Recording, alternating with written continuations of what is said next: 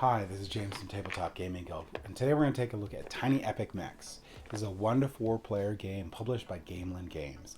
This is going to be like a mech style combat game where you're in an arena that's being televised and you're trying, like a sport, and you're trying to get the most points possible to win.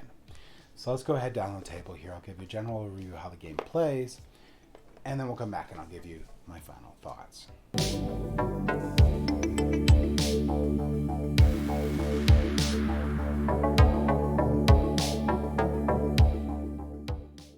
Alright, so this is what a setup of Tiny Epic Mechs might look like. This is a 4-player setup. If you do any other player counts, you're going to look at the rulebook for different configuration for setting up these boards. But basically, you're going to have these different locations out here.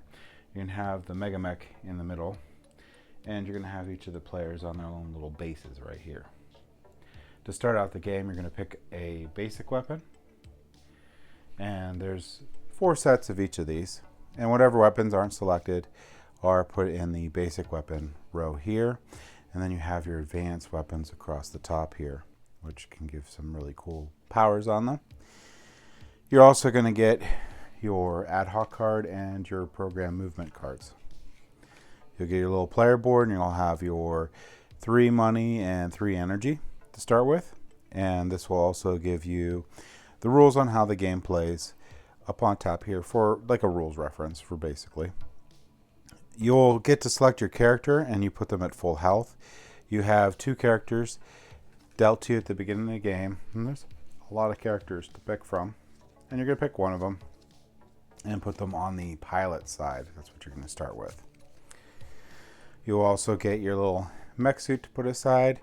The first player will get this emit 1 token, and this will be passed around, which is pretty cool. This will be passed around as each round goes by to the player on the left. You'll get 3 turrets and 4 mines, and these mines are going to be numbered 1 through 4, and that does matter. But at the beginning of the game, you can always check which one they are, but you'll flip them face down so no one else does.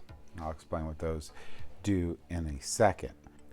Alright, so the game's going to take place over 6 different rounds, and each round you're going to have 4 different movement options, 4 different movements. You're going to look at your cards here, and you're going to select 4 of them and put them in row, and they will be executed in order. So this is going to be like program movement. 2 things you have to pay attention to on these is going to have your direction, and you're going to have a action that you could take for the most part. Some of them don't have actions on them, so I'll just go over these guys briefly right here. This one here, you get to jump. So if you jump, you will go over a space. So if there's mines or something in the space here, and I can jump here. If I happen to attack when I jump, you see a little symbol on there? What that means is on all these weapons you have a normal basic attack, and you have like this advanced attack. If you have that symbol on here, you get to perform your advanced attack, which does the more damage. So for this one, it'll be 1 damage or 2 damage. And then if you perform either of them and they have an ability to the right, you'll actually do that. So that's what's special about those. But other than that, what you're going to do, so let's see, let's just randomly pick these. I will pick this. I'll go up, up, over, over, and that'll be my movement. So you'll set these down, and then you'll place, then you'll cover them over so your opponents can't see what they are. And in turn order, you're going to perform one of your actions here, your movements. So you always move first, so this guy will move first. And then you can do the action on the side. So this one says deploy turret. So if you look at your board, turrets cost energy and mines cost money. So I can deploy this turret there. If I deploy the turret here, whoops, I'm actually the purple guy. I messed up my move. We'll do this way. I could deploy my turret here, and it'll cost me 2 energy, same numbers that's on there. So I'll go down 2 energy. The other things you can do is you can deploy a mine. So let's say the movement was actually this way. So if I deploy a mine, I would pay the cost right here, and I would deploy the mine in money. Other things you can do is you can purchase. So if you purchase things, you are going to pay the costs here. Your normal person can only carry basic weapons. Your mech and the mega mech in the middle can also have 2 advanced weapons. So we can use these guys right here. You have to have an advanced weapon to get into this first mech suit and put it on there, but you don't have to have one for the mega mech. Whenever you purchase these weapons, they'll just permanently be in front of you. And how do you get into these suits? That comes into play with the power-up card for going into the base suit. So going into the base suit, which is this one here, you can pay, as you can see here, these are different power-ups things. You can play 1 energy to gain 2 health per energy you spend. You can pay 5 money to move yourself up to a mech. And you can move into the mighty mech, and that's free. So if I increase my little soldier here into the regular mech, I can place whatever weapons I want on the little mech here. And then a later turn, I move into this space here, and I use the power up, and I need to be at full health. I can jump into the mech suit. Once you're in the mech suit, there's a couple weird rules for this guy. Not weird, but important to remember is you can't heal, so power up actions don't work while you're in the mech. So while you're in the mech and you're taking damage, you can't get rid of it, but you do have a lot of damage with the mega mech. And the other thing is if someone defeats you while you're in this, they can automatically gain the option of jumping straight in. Now, a couple other things I didn't explain is each character has their own special abilities that you see up here, but when you go into your suit, you'll go up into, you'll flip it to this side and you'll gain this ability here. And you now have 4 slots to put weapons instead of 2. If you go into the mega mech, you're going to pick which side. The sides are identical, but they have different abilities, so pick which ability you want. And this is going to be the health level that you'll have. So you can see you can have more health with the mighty mech, but remember that you can't heal, so you can take 11 hits before you die. Where this little mech suit, you got 9, but you can also use the power up actions to heal in there, which is a big thing. So throughout the game, you'll be using these program movements to move throughout the board. You'll be purchasing stuff and you will be combating. So if you move into a space with an opponent, you will fight. The person who started the fight, who moved into the space, gets to perform their action first. If you didn't have anything that lets you do this advanced action on the bottom, you'll get the top action, you'll deal your 1 damage, and then you turn this to the side. The opponent will go and they'll get to fire off their weapon, and you will keep going until you don't have any weapons. At that point, the opponent will move into an adjacent space that doesn't have like an enemy turret or whatever, and that part will end. Now, if one of the opponents gets defeated, and let's say you're in the mech suit, so if you're in the mech suit, you will be knocked out of the mech suit. If you're in the mighty mech, you will be knocked out of the mighty mech, and you'll be down to, either way, you're going to be down to your pilot. So you'll flip this back over to your pilot.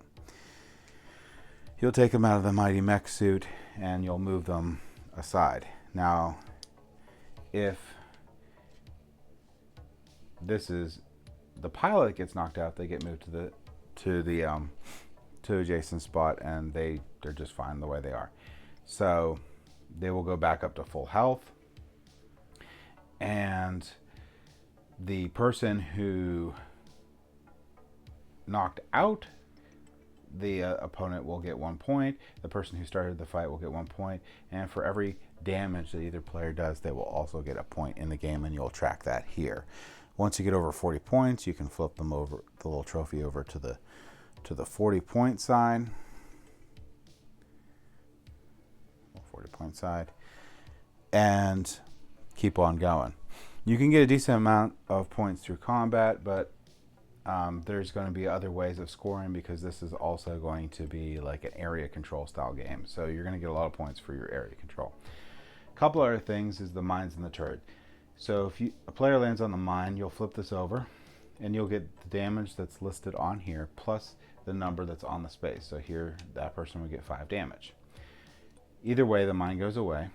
If the person was knocked out for that, the person who owned the mine will get 1 point. Same thing with the turret. If you go in with the turret, you'll actually get whatever number is in that location as damage. If the player is knocked out, the turret stays. If the player is not knocked out, the turret goes away. And if you do knock out a player with the turret, you will get 1 point. So these are important to stay on the board, and they're important to remove from the board from other players, because at 3 points of the game you're going to score, and at those 3 points you're going to score what's listed on here. So you're going to score the room location, so you're going to take a look at where you're at. So this would be a 1-pointer, this would be a 2-pointer. So wherever you're at, you're going to add up the scores for all of your mines. So your mines are going to, you can have up to 4 different places, and you'll just add up whatever the room total number is for those.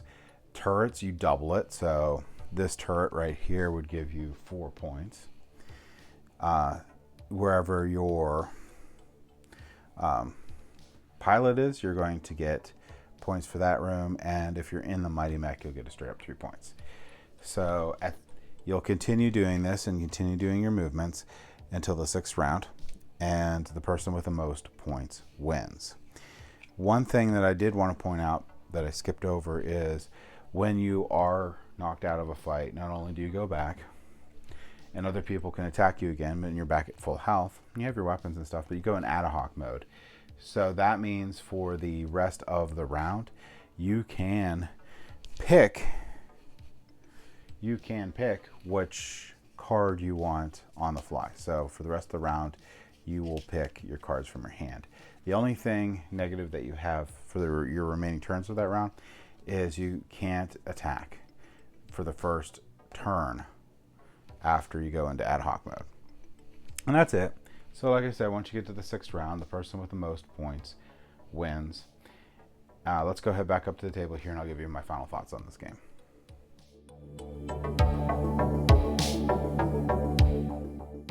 Okay, I really like Tiny Epic Mechs. It's going to be one of my favorite in the Tiny Epic line. This game here is not quite what you would think it would be. So you would think it's going to be mainly focused on the combat portion. There's a lot about the combat portion, but the combat is most important in the area control. You're going to get a lot of points from area control. Putting down your turrets, putting down your mine, and more points so than actually taking out an opponent. So a lot of this game is going to be attacking the opponent's turrets, going in and destroying your opponent's mines, and mitigating the amount of points that they get at the end of each of the 3 different scoring phases of the game. With that said, it takes nothing away from it. You're still trying to build a big mech because you need that health to be able to handle getting hit by these different things, to get them away and off the board. And you do get points for knocking out your opponent, and you may want to knock out your opponent to bring them down a level so they are less likely to take out your turrets and mines. Really like the game. If you're looking for a great combat area control style game with the programmed movement, which I think they did a really good job with the programmed movement in this game, I would highly recommend checking out Tiny Epic Mechs. Thank you for watching.